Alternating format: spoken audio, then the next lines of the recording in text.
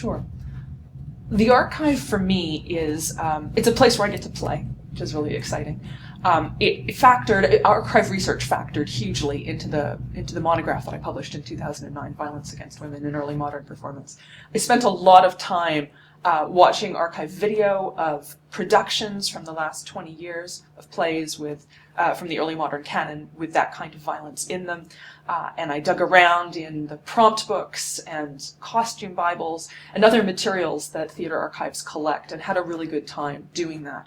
I still do a fair amount of that work, but most important for me now is the students' relationship to the archive. And so I've been trying to bring my students, my classes, to archives more and more. It's an opportunity, I find, for learners to realize how important it is to make independent discoveries when you're in a class, when you're in a module.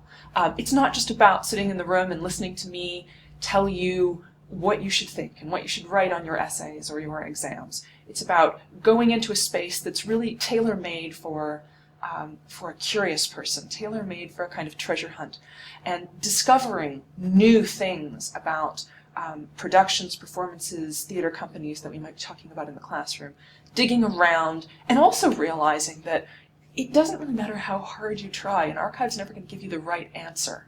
So I try to use the archive in the classroom as a tool for my students to disabuse my students of the notion that there's going to be one right answer, and they're going to be able to find it, and then they're going to be able to get a first.